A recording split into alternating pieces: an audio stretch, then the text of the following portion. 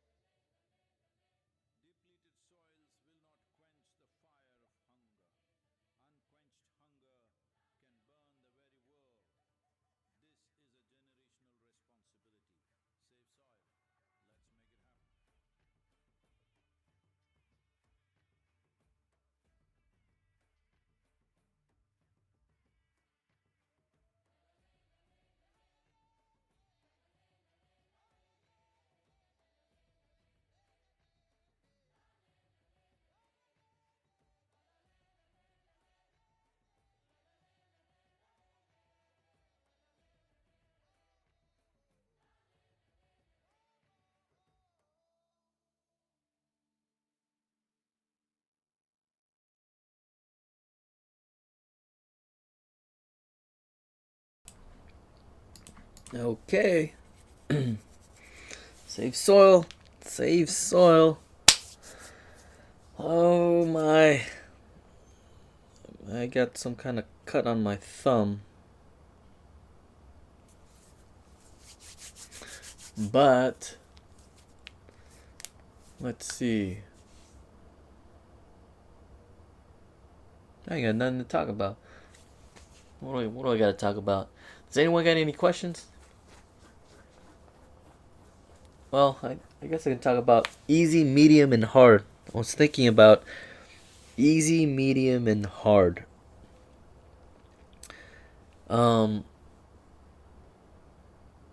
Before I got into proper spirituality, I was a Roman Catholic. Catholic by birth. And I rebelled against it because I hated it. I hated it. So it's always about being guilty. At least for me, it was like, you better listen to God, or else you're gonna suffer. That's sort of what being a Catholic was about for me. Yeah, you learn about morals and don't steal, don't be bad to your neighbors. I don't even remember it now. The 10 Commandments. Basically, it was common sense stuff. And yeah, so that was sort of like what I sort of began with being a Catholic. Doing what you're told because that's what your parents tell you to do. So so I started rebelling against it. That must have been, I don't remember when. I was too stupid to really understand spirituality and religion and all that stuff. I think at around elementary school, maybe third or second grade, perhaps. It's when I started being capable of reading.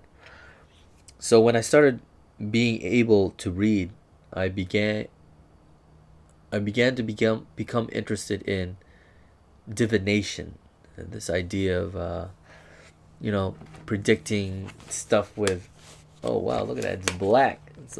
It's actually green, but my filter's causing it to be black. Yeah, so I started looking into divination practices, the I Ching, tarot cards, feng shui, Western zodiac, Eastern zodiac. I started just going through all that knowledge and intellect. I also saw it as the occult practices, so I started looking into palmistry, numerology, and all this because I wanted a real relationship with God. That was my purpose. I didn't know who this God fellow was, or this, that's another thing too. It's this concept that God is a man, which is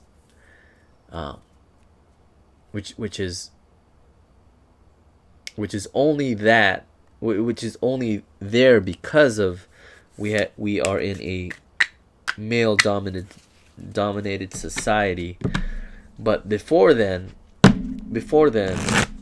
there was a heavy emphasis on the goddess.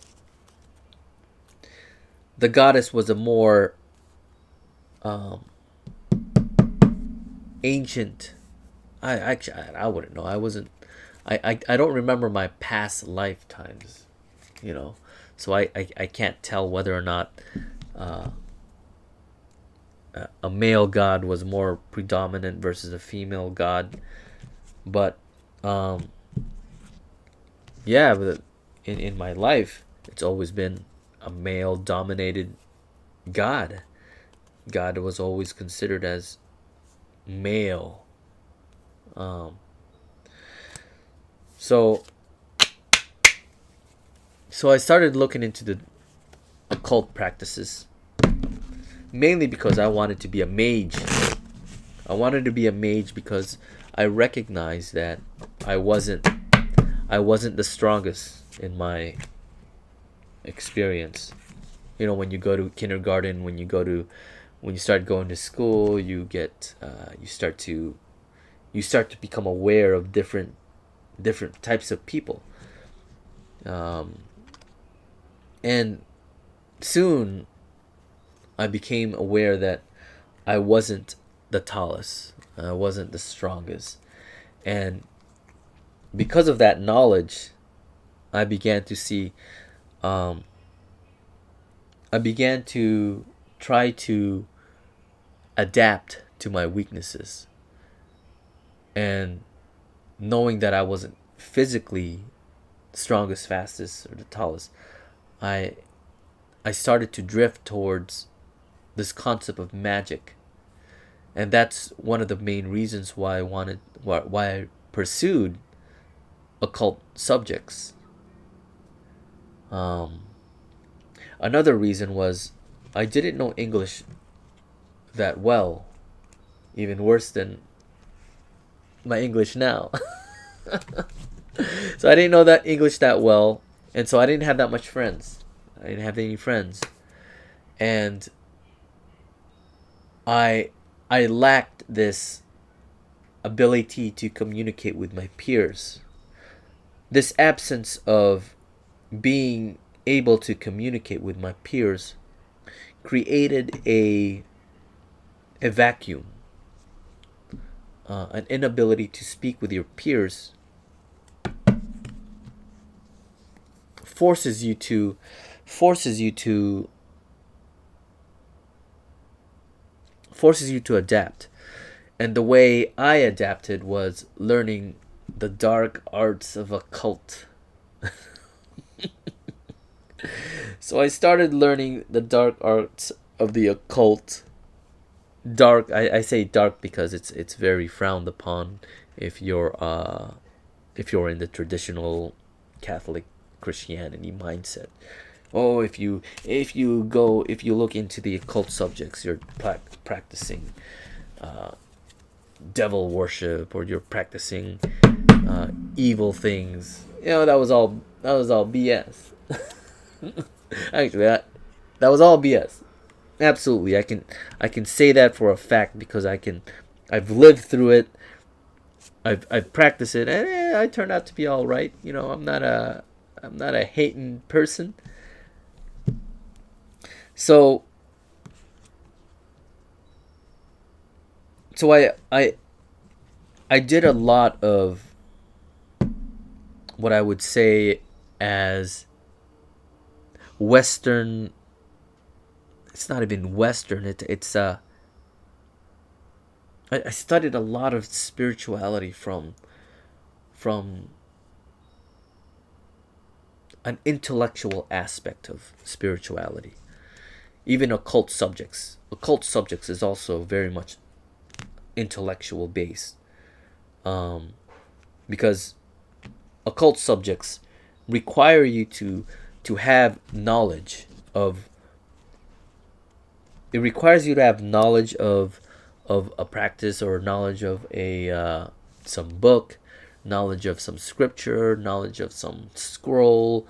It was all knowledge based. So as a result, um, all my past practices were just intellectual. They were just intellectual. No matter how many books you read about occult subjects, no matter how many stuff you read about witchcraft, um, esoteric concepts, a lot of it is it's knowledge based. So anything that is knowledge based, anything that is knowledge based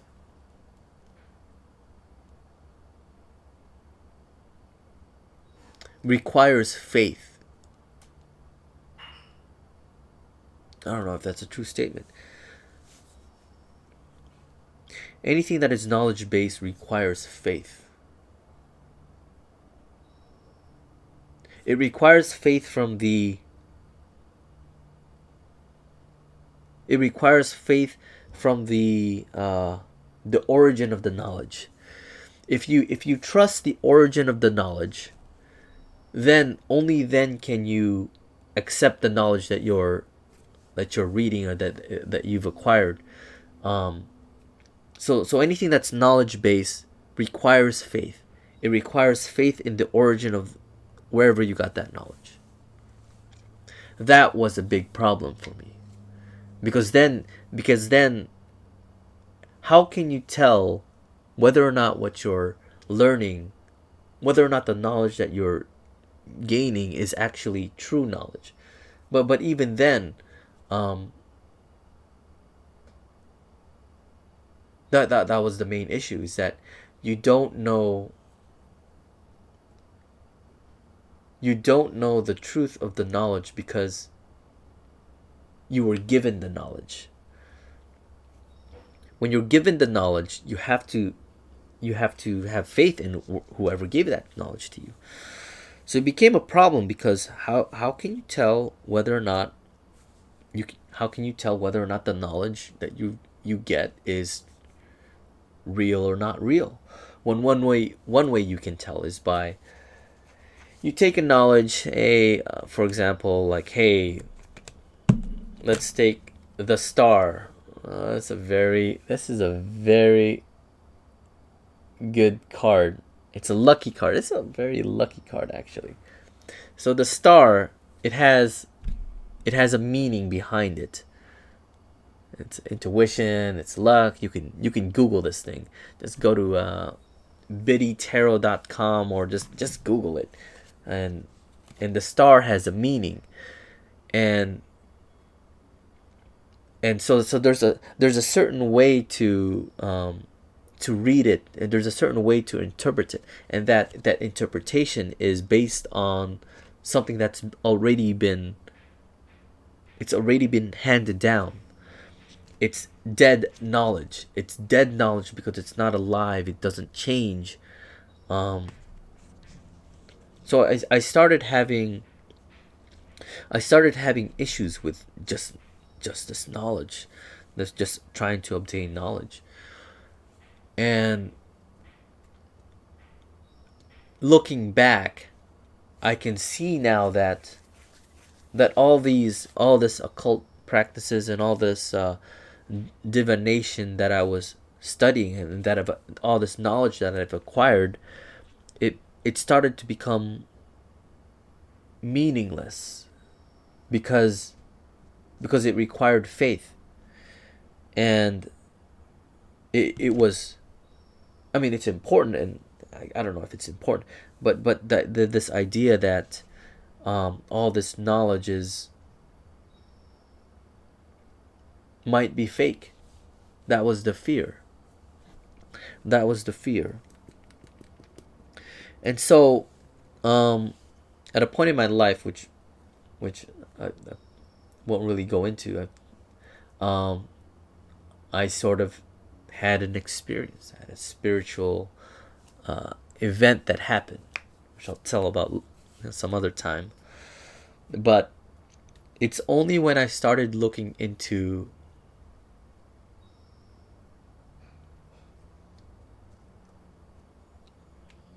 what is it? It's only when I started looking into consciousness that there's this a desire was awakening, wanting to find out firsthand experience, because it wasn't enough for the priest to tell me, oh, you should do X, Y, and Z. I don't trust the priest. I don't know who this priest is. I don't like how they behave. I don't like how they talk. I don't trust these priests. And then there's people, there's philosophers. They tell you one thing. I don't trust these philosophers. They're dead. They don't know the struggles of modern day life. And so this desire arose that I wanted firsthand experience. And so with this desire, I started looking into practices, meditation, brain waves, something that was incorruptible, data, science. And this searching led me to remote viewing. This concept of remote viewing is sort of like a bridge between science and clairvoyance. Science and the concept of clairvoyance. Clairvoyance is the ability to see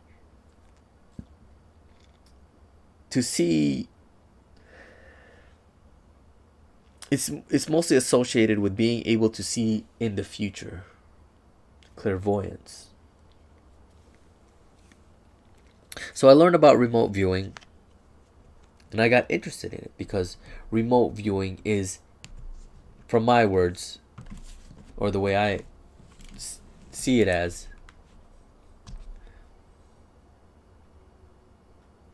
I need to sneeze. Remote viewing, in my perspective, it's a scientific approach to being psychic. A scientific approach to being psychic. You can go Google it and research it and whatever. And it's real. Remote viewing is real. Remote viewing is absolutely real. You can learn how to do it and blah, blah, blah. So I started looking into remote viewing because it's a direct practice and you can directly experience things that only a natural psychic would be able to experience. You know, I was skeptical about psychics and all this stuff, but I wanted first-hand experience, and that's why I started looking into remote viewing. I started practicing it, and yeah, basically searching for that experience. It was no longer enough knowing all this knowledge. I wanted to see for myself that this was real, that being psychic was real, that this concept of energy is real. So that's sort of my journey. We'll continue my journey later on, but yeah, remote viewing is real. Check it out. And later on I'll tell you why it's ridiculous and why you shouldn't waste your time on it. But yeah, for now, what the hell did I just talk about? What the hell did I just talk about? Oh, I was just basically talking about my history. Easy, medium, and hard. Oh, I never got to that. Easy, medium, and hard. Anyway, there's three main practices that I would recommend people look into if they wanted to start following the spiritual path. The easy mode is Vipassana. Vipassana. This is the easy mode. The easy mode because you learn the practice, you learn how to do it, and you just do it, and then you'll start to develop a mind. You'll start to develop a mind that allows that enables you to understand deeper truths. And what's good about Vipassana is it comes from a reliable source, Gautama the Buddha. It's a reliable source because we have enough data to suggest that Gautama the Buddha was a real figure. It's undeniable proof. It's different with Jesus, because with Jesus, yeah, there's proof, but there's a lot of I don't know what the word is. There's a lot of misinformation. It's subject to Chris. It's just unreliable. The same is true for the same is true for a lot of religious figures. Despite them being true, um,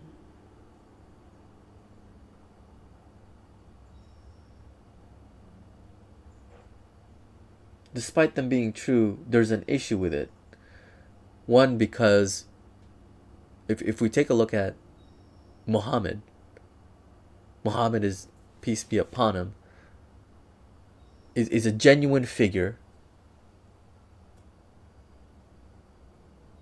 The issue that I have is that it requires a lot of faith. That religion requires a lot of faith. And also Christianity requires a lot of faith. When you don't have faith, you go to Vipassana, because the Vipassana was anti faith. Everything is it's the ultimate science, I would say. In terms of spirituality, Vipassana is very pragmatic. It's very pragmatic. And it's not only pragmatic, it's experiential. It's founded on experience. It's founded on the idea that you don't need a teacher. It's completely self-effort. Vipassana is 100% self-effort, after you receive the teachings, of course. And what makes it pure is that it's absolutely free.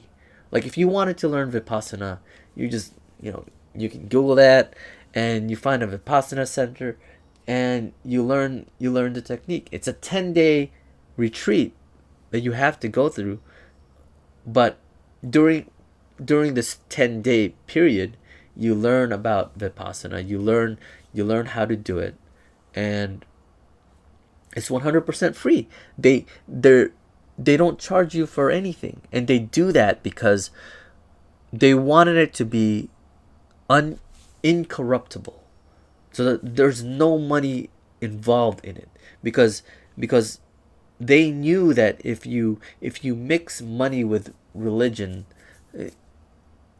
there's a potential for corruption. And Vipassana is unique in that it's 100% free. So if you have to pay someone to learn Vipassana, you can find someone else, because they're not doing it in the spirit in which it was created for. So Vipassana is the easy path. It's the easy path because it's 100% your effort. And when it is 100% your effort, you are in absolute control of it.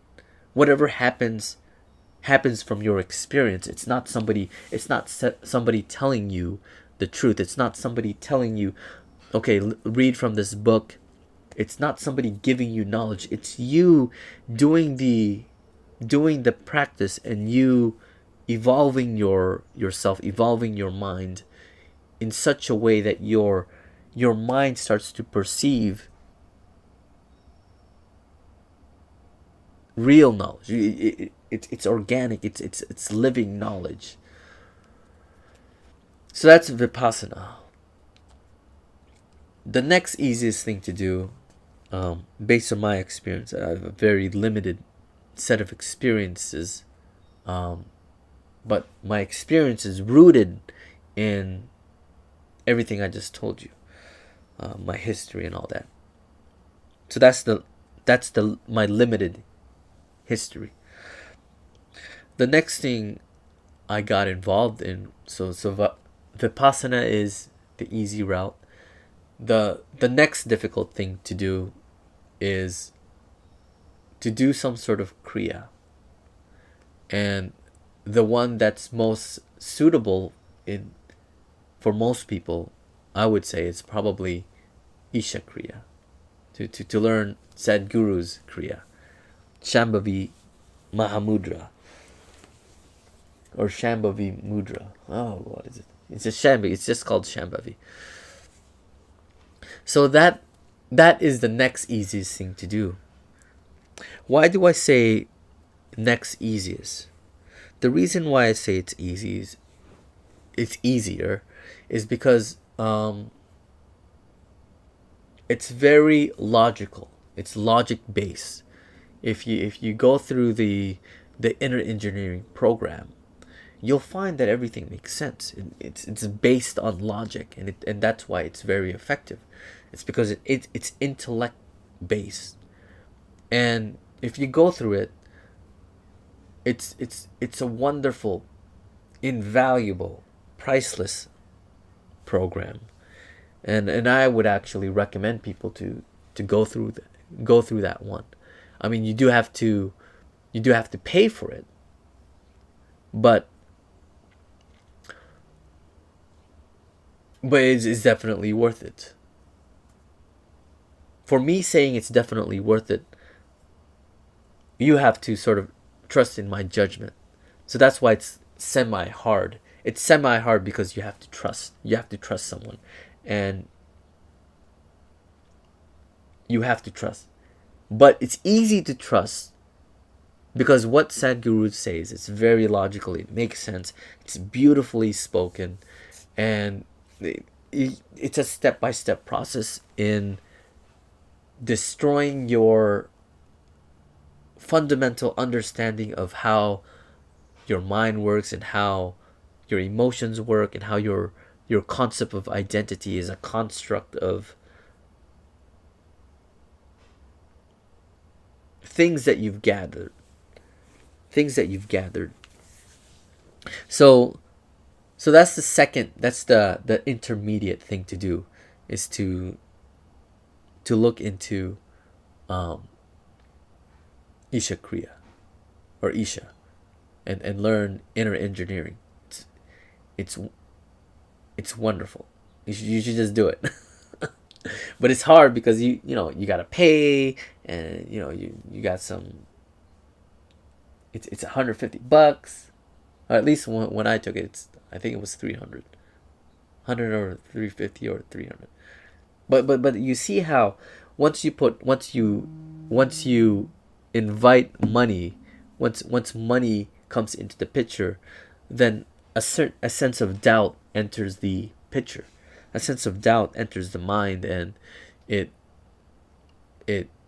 corrupts. It corrupts. There's a potential for corruption, because then people are just doing this just to make money out of you, XYZ. So that's the danger of putting a cost in it. But there's value in doing that. And it's easy because it's logical, it's intellectual. Now, the most difficult thing to do, in my opinion, is this concept of bhakti. Bhakti is devotion. It's bhakti is a concept of it's a concept of love matured. Bhakti is love matured, and it grows. Love matures into devotion. That's sort of what bhakti is. It's this concept of devotion. Devotion is a very difficult thing to do, because it's devotion doesn't require logic. In fact, devotion is illogical. Devotion is beyond logic, and that's why it becomes difficult, because people people aren't used to devotion, people aren't used to believing, and people aren't used to faith. That's what faith is. Faith is trusting someone, or faith, it has an element of trust. And when you start talking about faith, then logic sort of logic is attacked.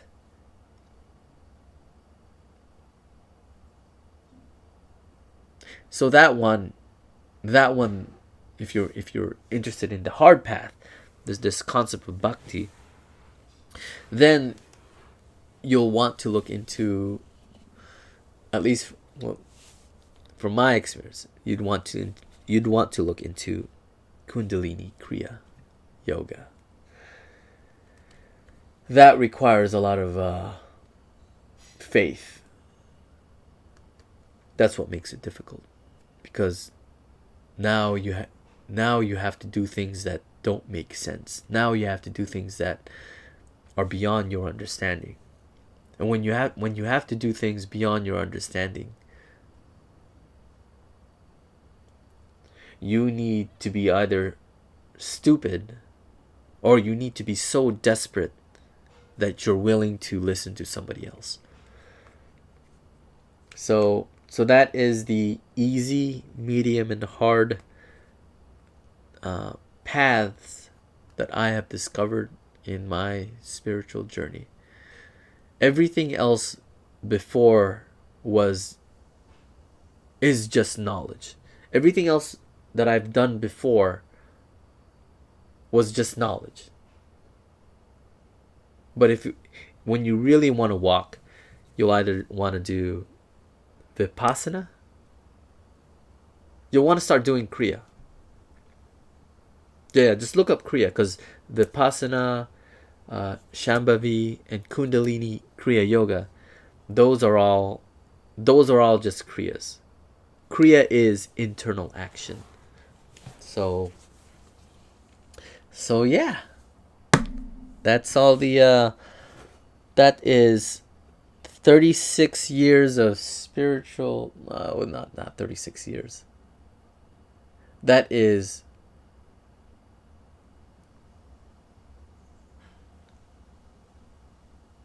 25 plus years of walking on the spiritual path, condensed into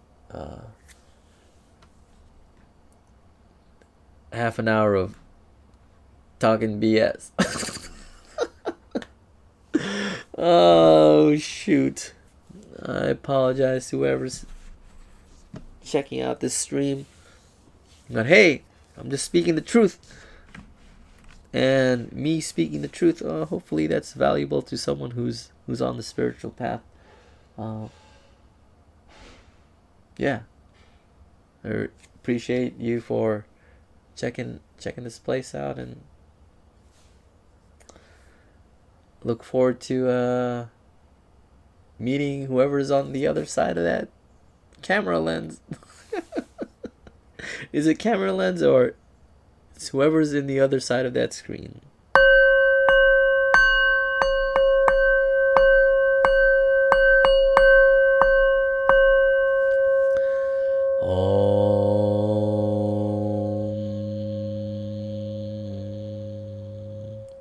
Anandamanaandakaraprasannam Jnana Swarupam Nijabodharupam Yogendramidiyam Vavarogavaidyam Shrimat Gurum Nityam Maham Bhajami.